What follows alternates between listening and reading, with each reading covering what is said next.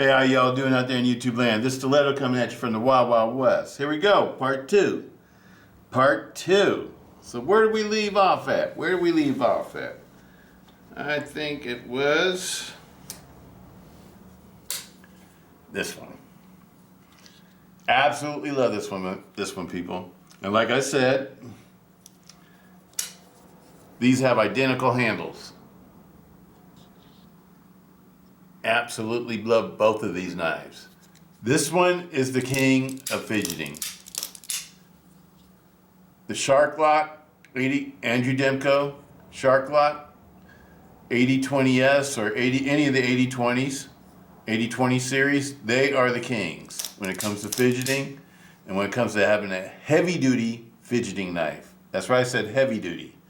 I think the only fidgeting knives that are, well, I would consider a fidgeting knife, it's like a knife that you could just easily operate. I mean, like super easily. Like a knife with a compression lock, a Plunge-Lock, even a Deadbolt. Deadbolt can be easily fidgeted with, but I wouldn't recommend it though because you'll make the pivot come loose. So it's not the best lock for fidgeting, but it can be fidgeted with. But I wouldn't recommend it. Axis lock or XR lock and axis lock. Ball-bearing-lock. That's what this is, ball-bearing-lock. They're all excellent fidgeting locks. And my favorite out of all of them is the Shark-Lock. The Shark-Lock. And after the Shark-Lock, it might be the ball-bearing-lock for me because I really like the ball-bearing-lock. I don't know if it's the ball-bearing-lock I like. Let me put this one away. I don't know if it's the ball-bearing-lock I like or if it's just this knife. This is my most favorite Spyderco to fidget with, is this one. And I think it's because of the handle and the blade shape and the big spidey hole. I think it just makes it really easy to fidget with. I think that's what it is. When you first get these though, this knife is a knife that needs to be broken in because it has phosphor bronze washers instead of having ball bearings like everybody's used to nowadays. The phosphor bronze washers work perfectly fine too. They just have to be broken in. You have to use it. You know, it's best to, always like to lube them. And then, you know me people, I take my knives apart and I lube them and everything, set them up the way I like them. Make sure all the springs have lots of grease on them and all that kind of stuff. So I set them up for fidgeting. That's because I like to fidget. And I know when you fidget a lot, like we've been talking about, it puts a lot of wear on something because you're rubbing metal against metal or ball bearings against metal, whatever, constantly.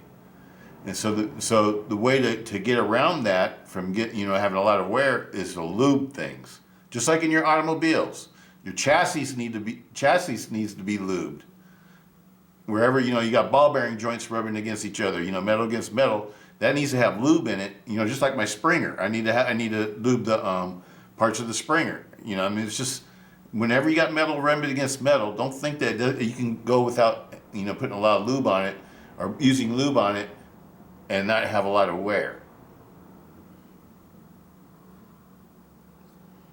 Because you want things to work really nice. This knife has been tuned up, and that means it's all lubed up and everything. And it's very tight. There's no side-to-side blade play in this, no up and down blade play in this. But as you can see, it's super smooth. I absolutely love the Manix 2 XL. I've never had a Manix 2. The one I like is the XL. The Manix 2 for me looks like it would be too small. It's just a knife just like this one, only it's smaller to me. And as y'all know, I got a little bit bigger hands. And so I need the Manix 2 XL. I don't want y'all to think I just like big knives and stuff. Lots of times the reason why I like bigger knives is because they fit my hand. The little knives don't really fit my hand. There's very few little knives, like when I say little knives, I mean like a knife with a 3-inch blade or whatever. Somewhere around a 3-inch blade or maybe like a 2.5-inch to 3-inch blade. I even push up to 3.5-inch blade. 2.5-inch to 3.5-inch knives, most of them don't really fit my hand. This is why I call fitting my hand comfortable, where my hand's not all the way down to the back end of the knife like this, let's say. I like a little bit sticking out the back. I like having a pommel. And if I want to go to forward grip, I love having finger choils. And I like having the finger groove right here because it protects your hand from going forward. To me, this is a perfect handle. I gotta call it what it is. It's a perfect handle. And I don't know if Andrew Demko copied the Spyderco handles, because I know the Spyderco's been making this type of handle for a long time. I think they were making it before Andrew Demko made the 80-20 series knives. And I know Andrew Demko sort of likes this knife because I remember when he tested it, he was giving it a lot of respect. The Ballbearing-Lock, he gave it a lot of respect. He liked it. The Mannix. And so I wouldn't be surprised if he thought this handle was really good and gave him a good impression. You know what I mean? These are beautiful handles. This handle, Spyderco makes a lot of knives with great handles too, just like Andrew Demko does. But they make a lot of really goofy looking blades though. But this one I really like. Everything, the proportions of it, I don't know how to explain it. To me, the Mannix 2 XL is like one of the perfect knives for me. I really love it. And this knife is safe too, because even though it doesn't have a flipper, if this lock was to give out, and I think the Ballbearing-Lock is a strong lock. Even though it didn't do too well in the weight hang test, I still think it's strong. I think the night that they tested was damaged. But anyway, even if this folds in on your hand, if you got in a forward grip like you're supposed to hold it, this is pretty much like the only way you can hold this knife. If this lock handle was to give out, the lock was to give out, you're still safe. Because it's made like an Andrew Demko knife. Andrew Demko always makes knives like this too. So even if they fold, if you're holding a proper grip, they don't cut your hand. Pretty much all the Triad folders are like that. Example. Now here's the best example. Boom. The blade tang hits your hand. See what I'm talking about? That's how Andrew Demko has pretty much designed all of his knives. He designed them to be safe. So you can do this and not cut up your fingers. And you can close it with one hand. Open it and close it with one hand. That's the purpose of it. Sure, you have to put your finger in the path of the blade, but if you do it the right way, you never get cut. I've been using these things for, over a decade now. I've never been cut by one.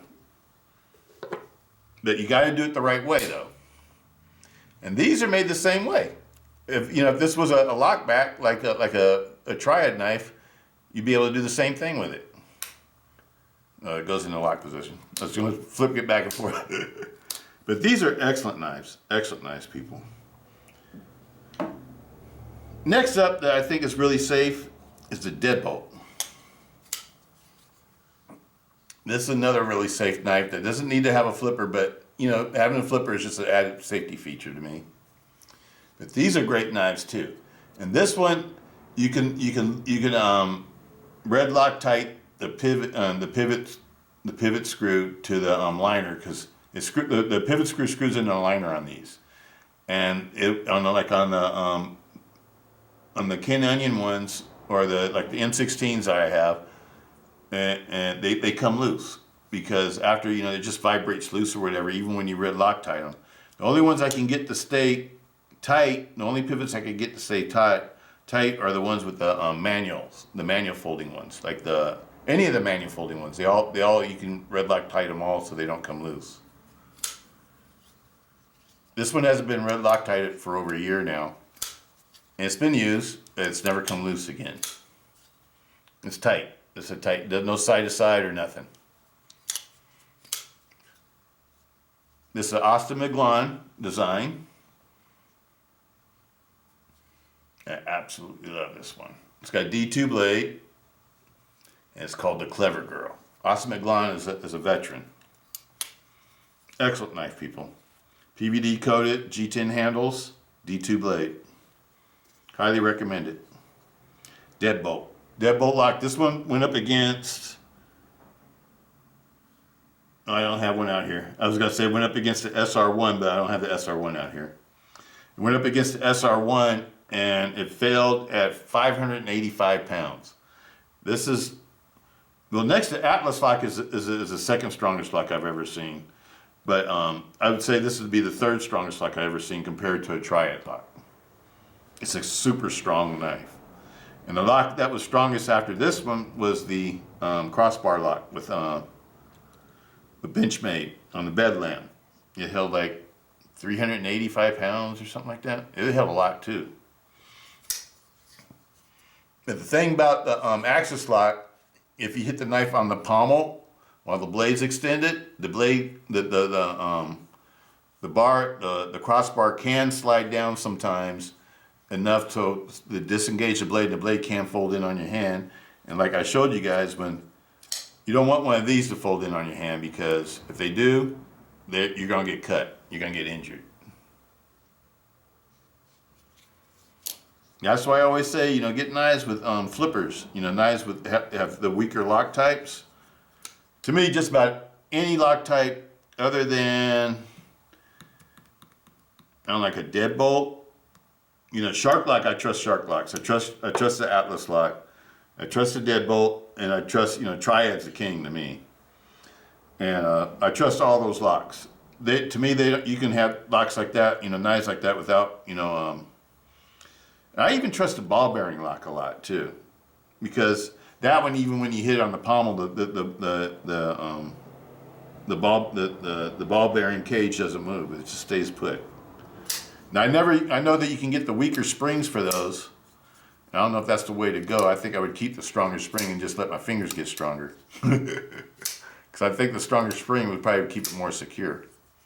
But this is a compression lock. Absolutely love these too. Absolutely love these two. This is the Amalgam S30VN CPM S30VN, and this one has carbon fiber and G10 handles. So it's a carbon fiber laminate over G10, but it's done very well. I love these handles. It's done very well. Lots of times when you see things like that, it's not done very well. This one's done perfect. I love the compression lock. Compression lock's another good lock too. But it's not a super strong lock either. So, people always ask me how come I don't get more compression lock knives. Well, just to let you know, I got one on back order. I got the newest one on back order that I'm going to tell you, I have the Spyderco Military 2 coming with the compression lock, the 4-inch blade and compression lock. And that one's made, the reason why I decided to get that one, because it's made like these, where you got the big forward finger choil in the finger groove. So I bet you it's made just like these. Even if it was to fold in on your hand, you'd still be safe. And that's the reason why I'm going for that one. I want to try that one out. But I have it on pre-order with the Knife Center right now. So when that one comes out, y'all see that. But that'll be my first one with a first compression lock knife without a finger, what do you call it? The flipper. Because I know the compression locks, are very cool, and everybody thinks that they're very strong and stuff. But when I saw Andrew Demko test them, it failed on the spine wax, and also it couldn't hold more than 135 pounds. So I would put more in a category like liner locks. That's how liner locks do, people. And I bet you the reason why is that Spyderco it came up with a great design, because I like the way this smashes the blade tang in between the stop pin and with the leaf spring or whatever. I love the way it does that. I love the way the stop pin stops the blade tang from going back further and being able to flex the leaf spring. I love the way it does that, but what they needed to do was make this leaf spring thicker. They made it too thin. And I think they need to make it thicker. Just like this knife, the way to improve this knife is to make this forward pin, it has a stop pin right here, you can't see it. On the Manix 2, you can see where the stop pin is because it screws in just like the pivot. But on this one, it's just held in by the liners. And I think they need to make that stop pin stronger and thicker. When they did the weight hang on this one, what failed on this one was the stop pin. It wasn't a lot. Well, I guess it is part of the lot.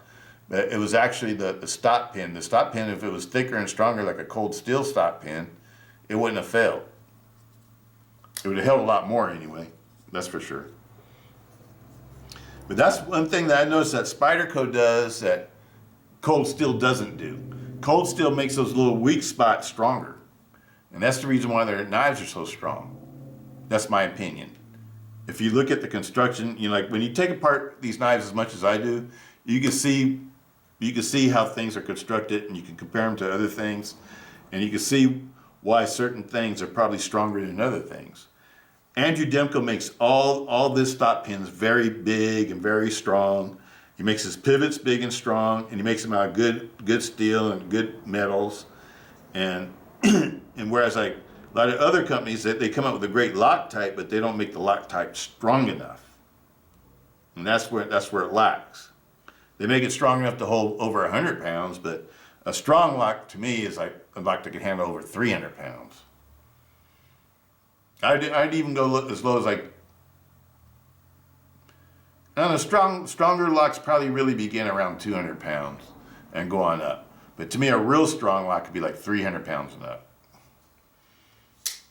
Because you know, when you see all the Andrew Demko tests, there weren't that many that can handle more than that.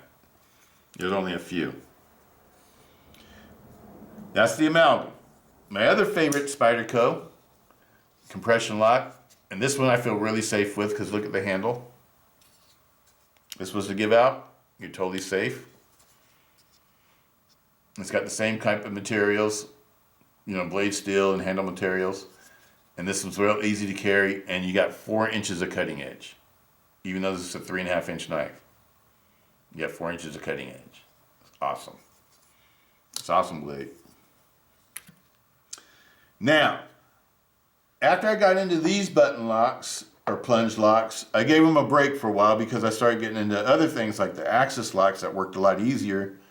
Well, not a lot easier, I just felt like there were stronger lock types than the plunge lock. You know, after seeing the Demko tests and everything. And then I saw the Malibu.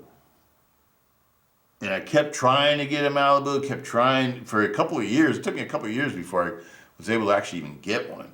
And then when I got one, I was able to get another one real quick. You know, because you know what I mean? I got to catch the deals, people. I'm not going to pay full retail for something that costs as much as one of these things. I paid like $225 for this one. But these were like $200 knives back in, or $187 or something like that. But after, you know, they first came out, they were so popular, the price on them jumped up to over the $200 mark. And they were like hard to get because they would always sell it, like the Demko knives. But, you know, they're excellent knives though. ProTech Malibu, excellent knife, but it was too small. And see, like, when I talk about on like small knives, I like to have a full grip, not my finger hanging off the back of the knife.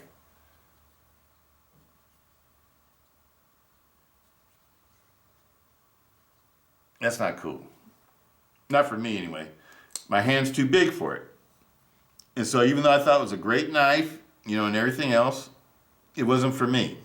I have 2 of these. I got a different one too, the one with the Warncliffe also. But I kept them because it was so hard to get these things. And then I saw these come out. The Civivis, the Cogent. And this one my hand fits on. Not super comfortably, just barely. But this is like about as good as I usually get with a 3.5 inch blade. Now you guys are seeing why I like the bigger knives. Because my hand doesn't work with these little knives. I like to have a comfortable grip. Even though I love this knife, I think these knives are awesome. Now these aren't to me like fighting knives or self-defense knives. I would put these in the work knife category, where they're lightweight knives that are great for work, for everyday, you know, everyday chores, cutting open boxes, opening up envelopes, doing minor food prep and stuff like that. That's what these are good for. I wouldn't pick them out for a self-defense knife. Don't do spine wax with knives like these because plunge locks have a very weak lock type. It doesn't even cover the whole blade tank. This one is very good, you know, pretty good. But if you look at the ProTech, it doesn't cover hardly any of the blade tank. Do not do a spine whack with something like that. All you're going to do is you're going to damage the knife, and then you're going to make the knife spine, you know, be able to fold in on your hand super easily. because you're gonna damage the knife. This is not a heavy duty Loctite, people. It's not a heavy duty Loctite. It's a lightweight knife Loctite. These knives are good for light duty, not heavy duty. Don't ever think a Plunge-Lock is meant for heavy duty. Even the Brian Time friends and the Hogues, they're built a little bit more heavy duty, but still they're not heavy duty Loctites. The Plunge-Lock's just not a heavy duty Loctite. A liner lock is not a heavy duty Loctite. A frame lock is not a heavy duty Loctite. Don't let anybody tell you that they are. They're not. Simple as that. They're just not.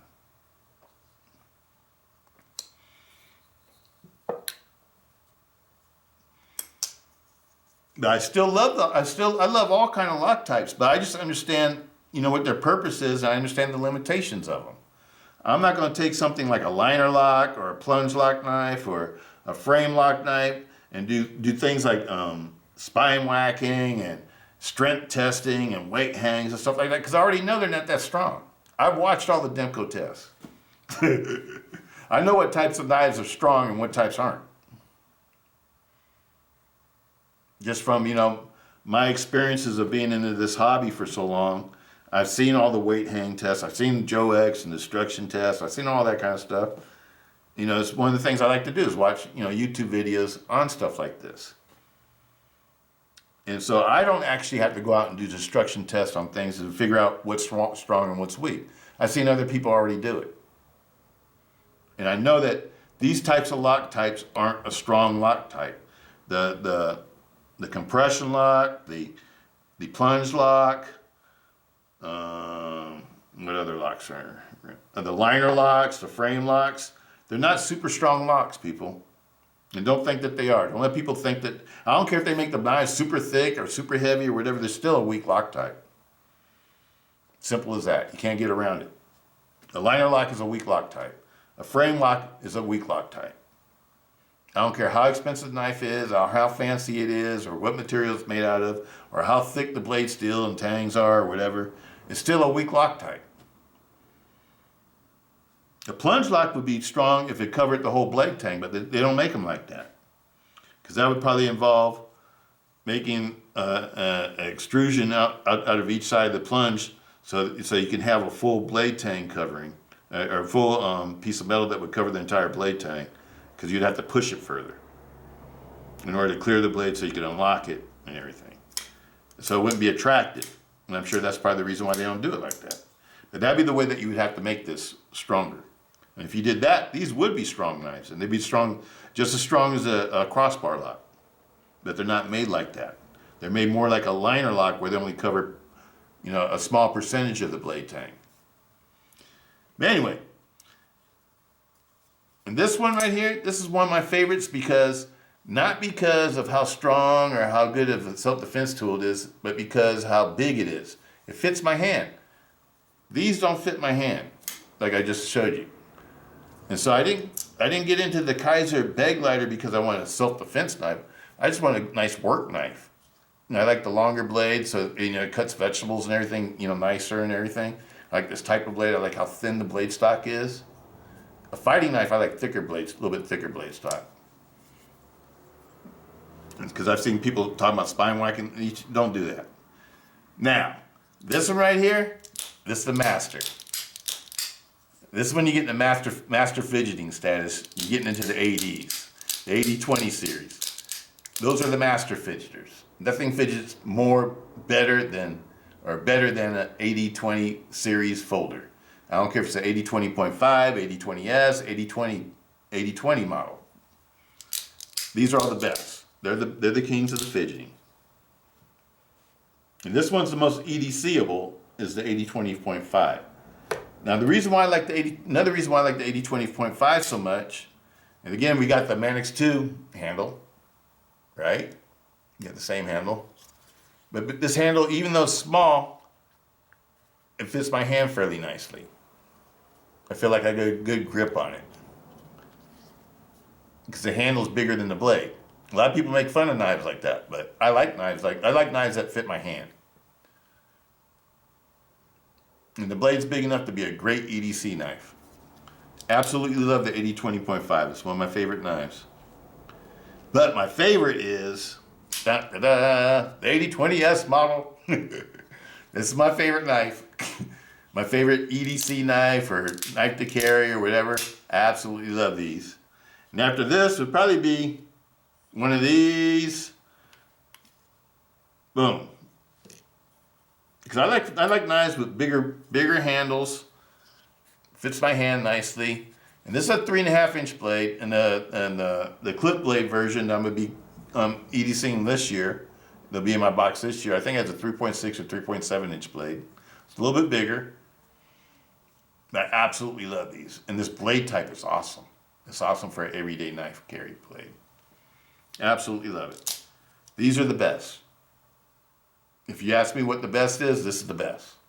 This is the best. 8020 S, and I like the S model the best because it has a thinner blade stock. But I also love these too. The Atlas locking gauges with the 3.5-inch blade. This one fits my hand too. Fits my hand comfortably also. It's got a handle that's big enough. I like the 4-finger choil. It's a very nice knife. Very good for EDC use. The only thing bad about this one is a little bit on the heavy side. You know, but then again, it's not. You know, it's like, you know, it weighs more than the 8020S model. This one weighs like 5.5 ounces. And if I remember right, this one's like 6 ounces. Let me weigh it real quick, people. I'll tell you real quick. Can't remember exactly how much it weighs. I don't want to give you bad information.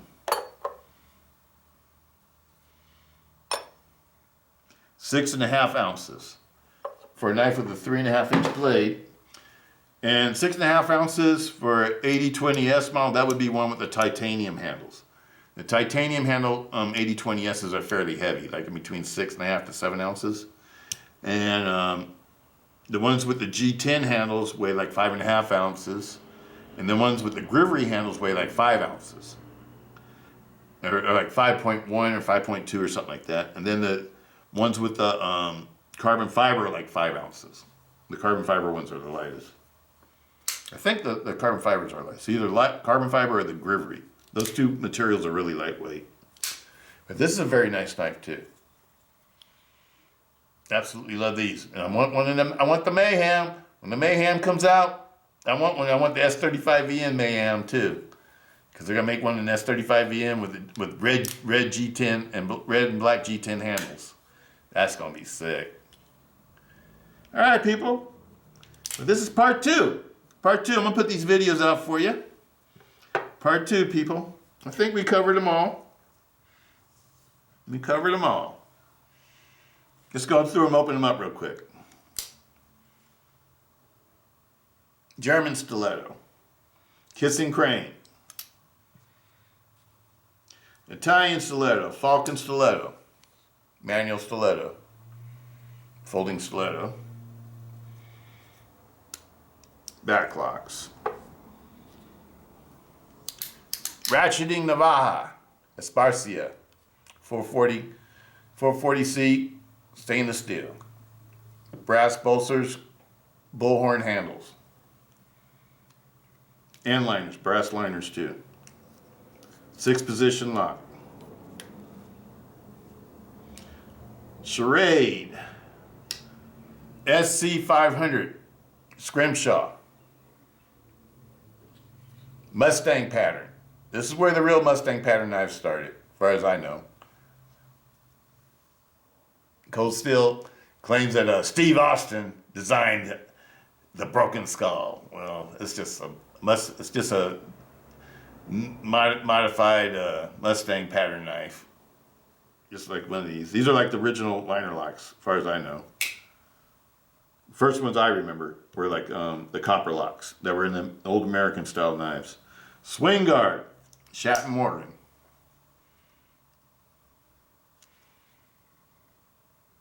Beautiful knives, one of my collectors. I have a large swing guard collection, American swing guards. My old buck knife, my old biker knife from the 80s. Buck 110.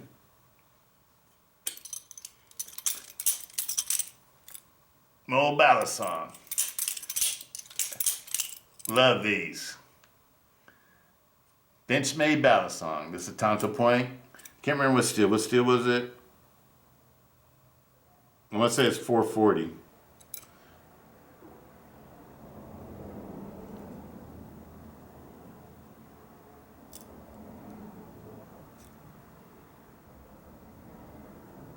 You can't tell. Can't tell, people. Sorry about that. Can't tell. Absolutely love these. Next up. Oh yeah. My first Highlight 6 blade. Absolutely love it. The Highlight 6 I carry now. Absolutely love it. My favorite artisan knife, my RKO. Dylan Mowry design. Titanium handles, carbon fiber inlay. M390 blade. My favorite ZT. Sinkovich design. 20 CV blade, carbon fiber handle on one side, and the other side's titanium. Frame lock. Those are frame locks. The safest frame lock. My Lion Steel Maletta SR11A. Sleipner steel. Integral handle.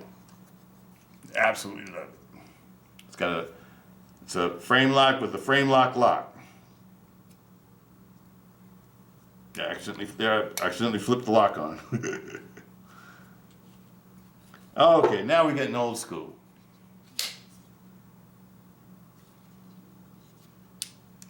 Voyager, Tonto, Tau War, large Tau War, one of my favorites. These are all my favorites. Hold out, 4-inch, large. American Lawman. Going quick because I see the battery going down, people. And this is the last one. That's going to have to be it. Peace out, Stiletto. I'll put these out for you guys tonight. Peace.